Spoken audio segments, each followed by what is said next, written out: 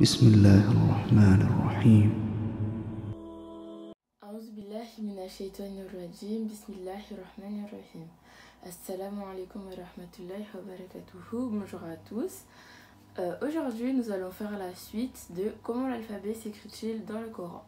Aujourd'hui, c'est moi qui vais parler parce que malheureusement ma mère est malade, donc elle ne peut pas faire la suite. Mais comme on a des gens à qui on a promis de continuer la chaîne, on le fait quand même. Donc la semaine dernière, on a vu les lettres de Alif à Dal et aujourd'hui nous allons voir de Zal à Z. On a vu qu'il y avait plusieurs manières de relier les lettres dans le Coran, que ce soit au début, au milieu ou à la fin. Donc pour Zal, au début ça s'écrit comme ça, au milieu comme ça et à la fin comme ça. Pour Ré, ça s'écrit au début comme ça, comme l'initiale, au milieu comme ça, et à la fin comme ça. On peut voir que le milieu et la fin c'est à peu près pareil. Pour Z, ça s'écrit au début comme ça, au milieu comme ça, et à la fin comme ça. C'est la même chose que Ré, la seule différence c'est les points. Pour la lettre Sin, au début c'est comme ça, au milieu comme ça, et à la fin comme ça. Pour Shin, c'est comme Sin, au début c'est comme ça, au milieu c'est comme ça, et à la fin comme ça. Pour Swad, au début c'est comme ça, au milieu c'est comme ça, et à la fin comme ça. Pour Lwad, au début c'est comme ça, au milieu c'est comme ça, et à la fin comme ça. Et on peut aussi voir que les deux c'est la même et que la seule différence c'est les points. Pour Te, au début c'est comme ça, au milieu comme ça et à la fin comme ça. Et pour De, comme Te, c'est au début comme ça, au milieu comme ça et à la fin comme ça. Maintenant qu'on a vu comment ça s'écrivait, je vais vous montrer un petit exemple. Là, on va observer le mot Louach Basui.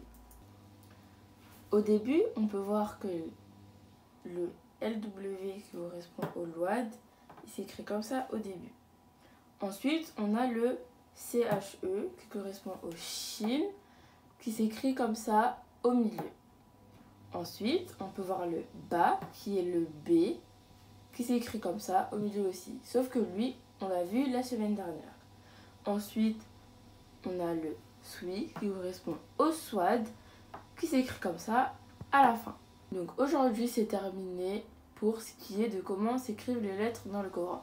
Et la semaine prochaine, Inch'Allah, on va voir des Inni Aye et on aura terminé le chapitre. Maintenant, je vais vous montrer quelques lettres qui s'écrivent en plusieurs façons. Des fois dans le Coran, on voit des lettres mais on n'est pas sûr de si c'est telle ou telle lettre. Même moi, des fois quand je lis, je comprends pas et je demande à ma mère. Donc d'abord, on a le T qui peut s'écrire comme ça ou comme ça. Après, il y a le Jim qui peut s'écrire comme ça. Et on a aussi le He et le Ré qui s'écrivent comme ça. Les trois, c'est pareil, la seule différence, c'est les points. Ensuite, on a le Kaf et pas le Kaf qui peut s'écrire comme ça ou comme ça, un peu comme un S. Ensuite, on a le lam, mais attention, ce n'est pas le lam normal, c'est le lam alif qu'on peut écrire avec la voyelle longue hamza, qui peut aussi s'écrire comme ça. Ensuite, on a le mim, qui peut s'écrire comme ça ou comme ça. Donc ensuite, on a le he, mais ce n'est pas le he ou le ré, c'est le he, qui peut s'écrire comme ça ou comme ça. Donc voilà, c'est terminé pour aujourd'hui et la semaine prochaine, Inch'Allah, nous allons voir la suite de Inni Aye. Sallallahu ala Sayyidina Muhammad wa ala alihi wa sahbihi wa sallim taslima ma'an salam. Au revoir, bon week-end.